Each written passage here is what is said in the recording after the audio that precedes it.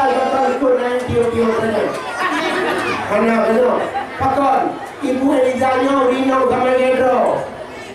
Terasa tanya orang ganggu di Rino secara yang pribadi.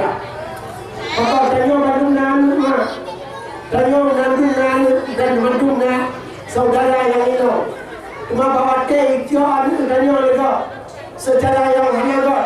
Pakiban hati berdoa di kampung dang dah reflek dibina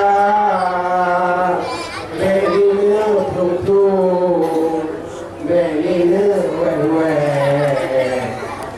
kita jadi insyaallah wali kota ya pilih ada ube mutuka betilain kon akadayo Elisa sidro nyata